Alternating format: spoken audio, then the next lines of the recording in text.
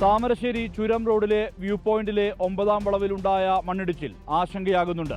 ഈ സാഹചര്യത്തിലാണ് ബദൽ പാതകളെക്കുറിച്ചുള്ള ചർച്ചകളും ഉയരുന്നത്. നേരത്തെ പ്രഖ്യാപിക്കപ്പെട്ട പല പദ്ധതികളും പാതി വഴിയിലാണ്. ബദൽ പാത പദ്ധതികളിൽ ഏറ്റവും പ്രധാനപ്പെട്ട കോഴിക്കോട് ജില്ലയിലെ മരുതിലാവ് ചിപ്പിലത്തോടിൽ നിന്ന് തളിപ്പുഴയെത്തുന്ന ചുരം ബൈപ്പാസ് റോഡാണ്. നിരവധി തവണ സർവേ നടത്തി, പ്രാഥമിക പഠനങ്ങൾ പൂർത്തിയാക്കി. എന്നിട്ടും പദ്ധതി എങ്ങുമെത്തിയില്ല. ഇതിന് സമാനമാണ് കോഴിക്കോട് ജില്ലയിലെ പൂഴിത്തോട് മുതൽ പടിഞ്ഞാറത്തറ വരെ വരുന്ന ബദൽ പാത നിർദ്ദേശവും. 1992 നടന്നതാണ് റോഡ് സർവേ. 94 മുഖ്യമന്ത്രിയായിരുന്ന കെ കരുണാകരനാണ് പ്രവൃത്തി ഉദ്ഘാടനം ചെയ്തത്. പടിഞ്ഞാറത്തറയിൽ നിന്ന് പൂഴിത്തോട് വരെ 27 കിലോമീറ്ററാണ് ദൈർഘ്യം. 70% പ്രവൃത്തി നടത്തിയെങ്കിലും വനഭൂമി വിട്ടുകിട്ടാത്തതിനാൽ നിർമ്മാണം പൂർത്തിയാക്കാനായില്ല. വനത്തിലൂടെ 8.25 കിലോമീറ്റർ റോഡാണ് നിർമ്മിക്കേണ്ടത്.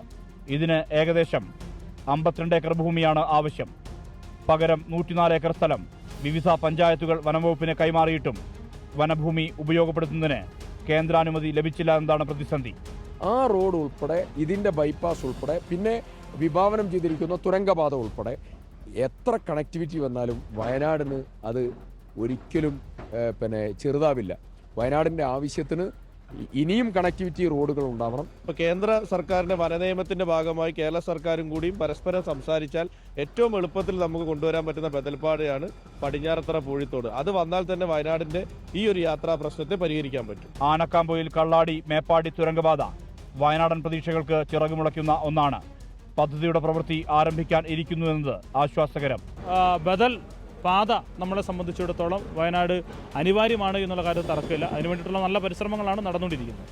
കനത്ത മഴ പെയ്താൽ താമരശ്ശേരി ചുരത്തിൽ ഇനിയും മലയിടിച്ചിലിന് സാധ്യതയുണ്ട്. ജനങ്ങളുടെ കുടുങ്ങിക്കിടക്കൽ ആവർത്തിക്കാനും ഇടയുണ്ട്. ഈ പ്രതിസന്ധി മറികടക്കാൻ വേണ്ടിയാണ് ബദൽ പാതകളെക്കുറിച്ചുള്ള ചർച്ചകളും സജീവമാകേണ്ടത്.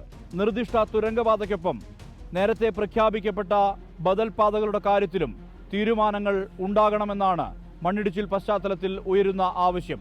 അല്ലാത്ത പക്ഷം ജനം വഴിയിൽ ഈ വിധം കുടുങ്ങിക്കിടക്കേണ്ട അനുഭവമുണ്ടാകും.